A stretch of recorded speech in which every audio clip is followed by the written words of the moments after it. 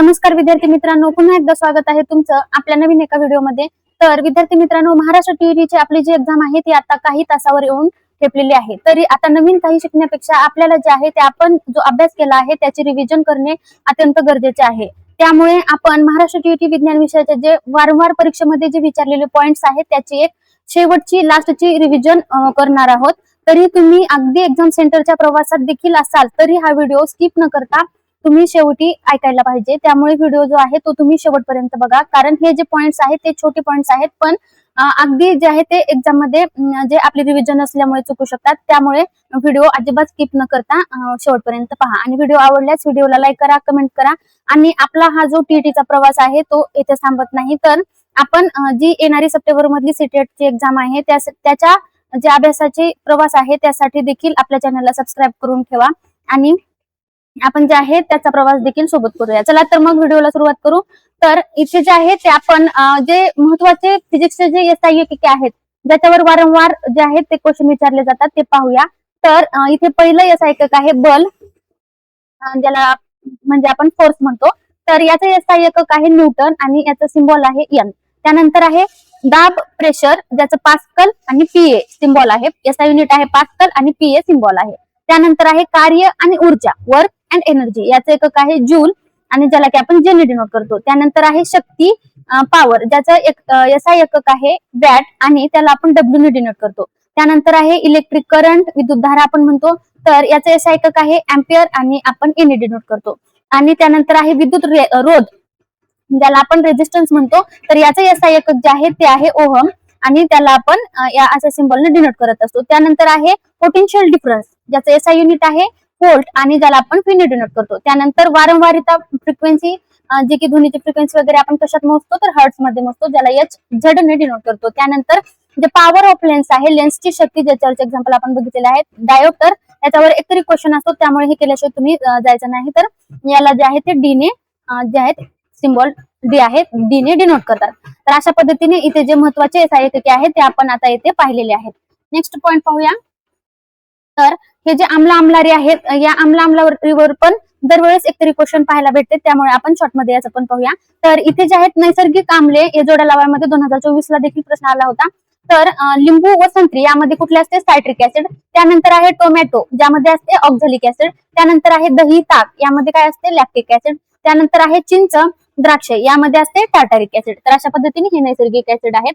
त्यानंतर आहेत vinegar, vinegar मध्ये असते ऍसिटिक ऍसिड।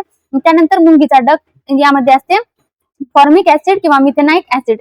तर आता इथे इंडिकेटर्स आहेत, जे की लिटमस कागद वगैरे याच्यावर पण बऱ्याच वेळेस पेपर 1 पेपर 2 मध्ये दोन्ही ठिकाणी प्रश्न आपल्याला पाहायला भेटतो।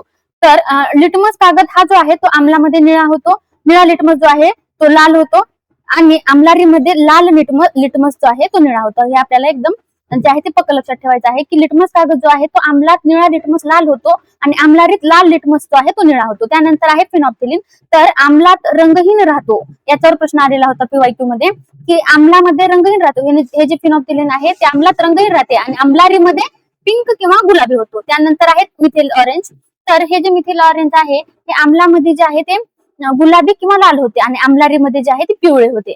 त्यानंतर आपले हळद नॅचरल इंडिकेटर जे आहे जे की आम्लात पिवळेच राहते आणि आम्लारीमध्ये उद्या साबण वगैरे लागल्यावर लालसर तपकिरी होते। त्यानंतर महत्वाच्या संज्ञा व अभिक्रिया पाहूया। तर हे जे आपण आहेत ऍसिडचे काही जे आहे ते इंडिकेटर वगैरे पाहिलेले आहेत। त्यानंतर ही न्यूट्रलायझेशन जे आहे ते आम्ल आणि आम्लारी, न्यूट्रलायझेशनची प्रोसिजर आहे, त्यामध्ये आम्ल आणि आम्लारी एकत्र आल्यास काय तयार होते, क्षार आणि पाणी तयार होते। आपल्याला लक्षात ठेवायचे आम्ल आणि आम्लारी एकत्र आल्यानंतर क्षार आणि पाणी तयार होते। त्यानंतर कुठलं स्ट्रॉंग ऍसिड आहे, तर तीव्र जे आम्ल आहे ते आपल्याला लक्षात ठेवायचे आहेत हायड्रोक्लोरिक ऍसिड आणि सल्फ्युरिक ऍसिड, हे जे आहेत ज्याला की आपण रसायनांचा राजा म्हणतो। H2SO4 आणि HCl हे जे आहेत ते स्ट्रॉंग ऍसिड आहेत। त्याच्यावर जे आपल्याला रिएक्शन दिलेली असते त्यामध्ये हे जे रिएक्शन आहे यामध्ये स्ट्रॉंग ऍसिड कुठले किंवा सौम्य ऍसिड कुठले, कशापासून असे बनलेले आहेत, हे जे आहेत ते क्वेश्चन आपल्याला असे पाहायला भेटतात प्रिव्हियस इयर मध्ये, त्यामुळे हे पण करून जायचे। त्यानंतर वीक ऍसिड, वीक ऍसिड मध्ये ऍसिटिक ऍसिड CH3COOH आणि दुसरा आहे कार्बोनिक ऍसिड, तर ते आहे H2CO3। तर हे वीक ऍसिड आणि स्ट्रॉंग ऍसिड आपल्याला लक्षात ठेवायचे. त्यानंतर ध्वनी हा जो अत्यंत महत्वाचा चॅप्टर आहे, यामध्ये पण वारंवार आपल्याला प्रश्न पाहायला भेटतात. पेपर 1 आणि पेपर 2 दोन्हीमध्ये ध्वनीच्या प्रसारासाठी माध्यमांची गरज असते. प्रकाश ध्वनीच्या प्रसारणासाठी काय असते, माध्यमांची गरज असते. आणि ध्वनीच्या वारंवारतेचे वर्गीकरण पाहूया. मानवी कान जो आहे तो फक्त 20 हर्ट्ज ते 20,000 हर्ट्ज याच्या दरम्यानचाच ध्वनी ऐकू शकतो. याच्यापेक्षा कमी नाही आणि याच्यापेक्षा जास्त ध्वनी ऐकू शकत नाही. त्यानंतर आहे इन्फ्रासोनिक म्हणजेच अवश्राव्य ध्वनी, ज्यामध्ये जे आहे वारंवारता 20 हर्ट्ज पेक्षा जर कमी असेल, जसं की भूकंप जे आहेत ते फेल मासे हत्ती यांनी काढलेले जे आवाज आहेत, म्हणजे भूकंप हे जे 20 हर्ट्ज पेक्षा जे कमी आवाज आहेत ते त्याला म्हणतात अवश्राव्य ध्वनी, जे की मानव ऐकू शकत नाही. आणि श्राव्य ध्वनी म्हणजे जे 20 हर्ट्ज ते 20,000 हर्ट्ज यामधला जो ध्वनी आहे त्याला म्हणतात श्राव्य ध्वनी. आणि श्राव्यातीत ध्वनी म्हणजे वारंवारता 20,000 हर्ट्ज पेक्षा जो जास्त वारंवारतेचा ध्वनी असतो, उदाहरणार्थ वटवाघूळ, डॉल्फिन, कुत्रा हे जे आहेत ते ऐकू शकतात, याला म्हणतात श्राव्यातीत. आता इथे जे आहे ते आपण श्राव्यातीत ध्वनीचे म्हणजेच अल्ट्रासोनिक साऊंड जे आहे त्याचे महत्वाचे उपयोग पाहू, जो की अत्यंत महत्वाचा जो आहे तो सोनार तंत्रज्ञानामध्ये उपयोग होतो, जो की समुद्राची जी खोली आहे तो मोजण्यासाठी या सोनार तंत्रज्ञानाचा वापर होतो आणि पाणबुड्यांचा शोध घेण्यासाठी. त्यानंतर वैद्यकीय क्षेत्रामध्ये याचा काय उपयोग होतो, सोनोग्राफी मध्ये आणि गर्भातील बाळाची वाढ तपासण्यासाठी या श्राव्यातीत ध्वनीचा उपयोग होत असतो. घड्याळाचे सूक्ष्म जे भाग आहेत ते साफ करण्यासाठी आणि या जे आहे ते श्राव्यातीत ध्वनीचा जो आहे तो उपयोग होत असतो. त्यानंतर ध्वनीचा वेग, व्हेलॉसिटी ऑफ साऊंड, माध्यमानुसार जो वेग आहे तो कसा आहे, तर सॉलिड म्हणजे स्थायूमध्ये सगळ्यात जास्त वेग असतो, त्यानंतर असतो द्रवामध्ये त्यापेक्षा थोडा कमी, त्यानंतर वायूमध्ये त्यापेक्षा सर्वात कमी. याचे जे आहे ते घनता वगैरे जास्त असते म्हणून जो आहे तो स्थायूमध्ये जास्त असतो आणि द्रव्यामध्ये जे आहे ते घनता वगैरे कमी असते म्हणून स्थायूच्या कंपॅरिझन मध्ये द्रव्यामध्ये कमी असतो. आपला जो ध्वनी आहे त्याच्यावर तापमानाचा परिणाम कशा पद्धतीने होतो, तर हवेचे तापमान वाढवल्यास जो आहे तो ध्वनीचा वेग जो आहे तो वाढतो आणि तापमान कमी झाल्यावर ध्वनीचा वेग जो आहे तो कमी होत असतो. त्यानंतर ही जी आर्द्रता किंवा ह्युमिडिटी आहे, ह्युमिडिटीचा काय परिणाम होतो, हवेतील दमटपणा वाढल्यास ध्वनीचा वेग जो आहे तो वाढत असतो. त्यानंतर प्रतिध्वनी आणि विवर्तन म्हणजे इको आणि रिव्हायब्रेशन, यामध्ये प्रतिध्वनी म्हणजे काय, तर मूळ ध्वनीची स्पष्ट पुनरावृत्ती, म्हणजे स्पष्ट प्रतिध्वनी ऐकण्यासाठी जे मूळ ध्वनीची पुनरावृत्ती होती त्याला प्रतिध्वनी म्हणतात. आणि स्पष्ट प्रतिध्वनी ऐकण्यासाठी परावर्तक पृष्ठभाग किमान जो आहे तो 17.2 मीटर अंतरावर असावा लागतो. म्हणजे आपल्याला जर हा जो इको जर प्रतिध्वनी जर ऐकायचा असेल तर हा जो आहे तो या दोन्ही मधील म्हणजेच जो प्रतिध्वनी जो परावर्तक आहे ज्याच्यावर आढळून ध्वनी परावर्तक होणार आहे तो किती मीटर अंतरावर असायला पाहिजे, तर 17.2 मीटर अंतरावर असायला पाहिजे असे ते सांगितलेलं आहे. नेक्स्ट पॉइंट आहे ही जी गुंज, तर ध्वनी लहरींचे वारंवार परावर्तन होऊन आवाज रेंगाळणे. उदाहरणार्थ जे आहे ते रिकामा मोठ्या हॉलमध्ये जो आपला आवाज जो येतो, जोरात आवाज येतो, ते या गुंजचं जे आहे ते उदाहरण आहे. त्यानंतर ऊर्जा स्रोत, या ऊर्जा स्रोत मध्ये जे आहे पहिला आहे कर्बोदके, कार्बोहायड्रेट्स. तर हे जे कार्बोहायड्रेट्स आहेत ते आपल्या ह्युमन बॉडीला जे आहे ते तातडीची ऊर्जा प्रोव्हाइड करत असतात. त्यानंतर हे जे प्रथिने किंवा प्रोटीन्स हे जे आहेत शरीराची झीज भरून काढणे हे प्रोटीन्सचे काम असते. त्यानंतर इथे आहेत अनुवंशिकतेचे जनक जे की आहेत ग्रेगर जॉन मेंडल, त्यांनी मटराच्या झाडावर प्रयोग केला होता म्हणून त्यांना अनुवंशिकतेचे जनक म्हटले जाते. त्यानंतर डीएनएचा शोध कोणी लावला, वॉटसन आणि क्रिक यांनी जे आहे डीएनएचा शोध लावलेला आहे. त्यानंतर उत्क्रांतीचा सिद्धांत कोणी मांडला, तर चार्ल्स डार्विन यांनी जो आहे ते सर्व्हायव्हल ऑफ द फिटेस्ट म्हणजे सक्षम असेल तोच टिकेल असं सांगितलं आहे. त्यानंतर रिप्रोडक्शन, नर्वस सिस्टीम आणि एंडोक्राइन जे ग्लँड्स आहेत म्हणजे ग्रंथी जे आहेत, तर प्रजनन, चेतासंस्था व ग्रंथी, तर याच्याविषयी थोडीशी माहिती पाहूया. नर्वस सिस्टीम यामध्ये मुख्य अवयव कुठला आहे, तर मेंदू. आणि मेंदूचा सर्वात मोठा भाग कुठला, तर सेरेब्रम. प्रमस्तिष्क हा मेंदूचा सर्वात मोठा भाग आहे, यावर प्रश्न आलेला आहे, जो बुद्धी आणि स्मृती नियंत्रित करत असतो. हा महत्वाचा पॉइंट आहे. त्यानंतर इथे काही हार्मोन्स आणि एन्झाइम्स आहेत त्याची माहिती घेऊया.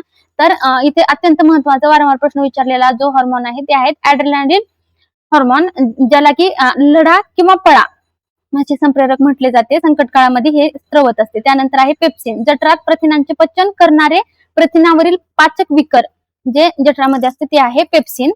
तर अशा पद्धतीने हे दोन अत्यंत महत्वाचे आहेत. त्यानंतर आहेत जीवनसत्वाविषयी थोडीशी माहिती पाहूया. जीवनसत्व B1 जे आहे त्याला थायमिन म्हटले जाते आणि याच्या अभावामुळे जीवनसत्व B मुळे बेरीबेरी हा रोग होतो आणि C ला एस्कॉर्बिक ऍसिड म्हटले जाते आणि याच्या अभावामुळे स्कर्बी हा रोग होत असतो. त्यानंतर जीवनसत्व D आहे ज्याला की कॅल्सिफेरॉल म्हटले जाते आणि याच्या अभावामुळे मुरदूस हा रोग होत असतो. आणि जीवनसत्व E जे आहे ते याच्या अभावामुळे वांझपणा म्हणजे जे बाळ न होण्याचा जो विकार आहे तो येऊ शकतो. त्यानंतर आहे जीवनसत्व K, रक्त गोठण्यास हे जीवनसत्व K मदत करत असते. त्यानंतर नेक्स्ट पॉइंट आहे की वनस्पती शास्त्रामधील हे जे जलवाहिन्या झायलम काय करतात तर मुळाकडून पाणी आणि खनिजे पानांपर्यंत पोहोचवण्याचं काम करतात. त्यानंतर आहेत रसवाहिन्या फ्लोएम, हे काय करतात पानांनी तयार केलेले अन्न जे आहेत ते संपूर्ण वनस्पतीला पोहोचवण्याचे काम करत असतात. त्यानंतर ही एक प्रोसिजर आहे फोटोसिंथेसिसची. तर वनस्पती हवेतील CO2 पाणी आणि सूर्यप्रकाशाच्या मदतीने हरित द्रव्याच्या क्लोरोफिलच्या उपस्थितीमध्ये अन्न तयार करतात आणि ऑक्सिजन बाहेर सोडत असतात. ही फोटोसिंथेसिसची क्रिया आहे. त्यानंतर ही जे लाईट प्रकाश आहे, प्रकाशाविषयी थोडीशी माहिती पाहूया. प्रकाश हा जो आहे तो कणिकीय आणि तरंग म्हणजे ट्रान्सफर्स वेव्ह या स्वरूपामध्ये असतो आणि प्रकाशाचा वेग निर्वात पोकळीमध्ये किती असतो 3 × 10⁸ मीटर पर सेकंद हा प्रकाशाचा वेग आहे जो की निर्वात पोकळीमध्ये असतो. तर अशा पद्धतीने आपण शॉर्ट मध्ये जे की अत्यंत महत्वाचे परीक्षाभिमुख पॉइंट आहेत ते आपण येथे पाहिलेले आहेत. थँक्यू सो मच, तुम्ही व्हिडिओ शेवटपर्यंत बघितला असेल.